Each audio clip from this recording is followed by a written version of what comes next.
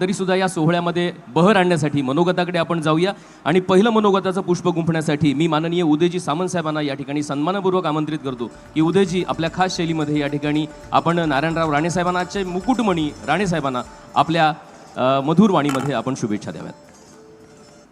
आजचे सत्कार मूर्ती आदरणीय आपल्या सर्वांचेच मार्गदर्शक आदरणीय राणेसाहेब, या राज्याचे लोकप्रिय मुख्यमंत्री आदरणीय देवेंद्रजी फडणवीस साहेब, केंद्रीय मंत्री आदरणीय नितीन गडकरी साहेब, सन्माननीय तटकरे साहेब, रवींद्र चव्हाण साहेब, विखे पाटील साहेब, आशिष शेलार साहेब, नितेशजी राणे, निलेशजी राणे, व्यासपीठावर उपस्थित असलेले सर्व सन्माननीय मान्यवर आणि मोठ्या संख्येनं उपस्थित सिंधुदुर्गवासीय बंधू आणि भगिनींनो,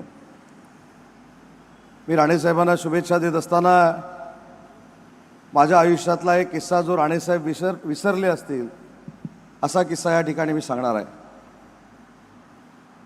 साहेब, मी 2004ला पहिल्यांदा विधानसभेचा आमदार झालो आणि विधानसभेचा आमदार झाल्यानंतर विधानसभेमध्ये कसं भाषण करतात याच्यापेक्षा कशी शपथ घेतात ही देखील मला माहीत नव्हती।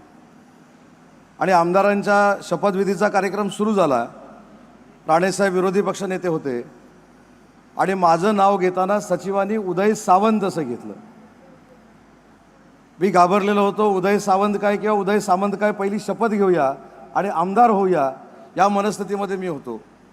परंतु राणेसाहेबांनी विरोधी पक्षनेते म्हणून उभं राहून सांगितलं की हा माझ्या कोकणचा आमदार आहे, त्याचं नाव तुम्ही चुकलेलं आहात, त्याचं नाव उदय सामंत आहे, तुम्ही उदय सावंत म्हटलं आहे, म्हणून कुठच्याही परिस्थितीमध्ये सभागृह बंद करा, टायपिंग मिस्टेक सुधारा आणि पुन्हा सभागृह सुरू करा। अशा पद्धतीनं राणेसाहेबांनी 10 मिनटं सभागृह उदय सामंतच्या कोकणातल्या कार्यकर्त्यासाठी बंद केलं होतं। आणि म्हणून राणेसाहेबांचा प्रवास आम्ही देखील 25 वर्ष आमची आमदारकी असताना बघितलेला आहे। जरा जरी राजकीय ताकद वाढली तर ठीक आहे, पण निलेशजी तब्येतीमधली ताकद वाढली तर राणेसाहेबांचा फोन पण येतो आणि बघितल्यावर सांगतो, अरे बाबा पोट कमी कर। तर त्याच्यामुळे हा संकल्प मी आज वाढदिवसाच्या निमित्तानं राणेसाहेबांच्या करणार आहे की 75वा वाढदिवस साजरा करत असताना अनेक वेळा जे राणेसाहेबांनी मला सांगितलं आहे की तुझं पोट कमी झालं पाहिजे, जाडी कमी झाली पाहिजे, ते आता 1 वर्षामध्ये शक्य होतं काय, हा संकल्प राणेसाहेब तुमच्या निमित्तानं मी इथं करणार आहे। कारण राणेसाहेबांचं कौतुक आता कुलकर्णी साहेबांनी केलं, अनेक गोष्टी त्यांनी सांगितल्या, पण मुख्यमंत्री महोदय मला अजून एक महत्त्वाची गोष्ट सांगायची आहे जी कोकणी माणसामध्येच असू शकते। अनेक वेळा संघर्ष देखील झाले, निलेशजी त्याला साक्षीदार आहेत, नितेशजी त्याला साक्षीदार आहेत, पण संघर्ष झाल्यानंतर देखील स्वतःमध्ये कुणी काय बदल केले पाहिजेत हे माझ्यासारख्या कार्यकर्त्याला बोलून सांगणारे राणेसाहेब होते।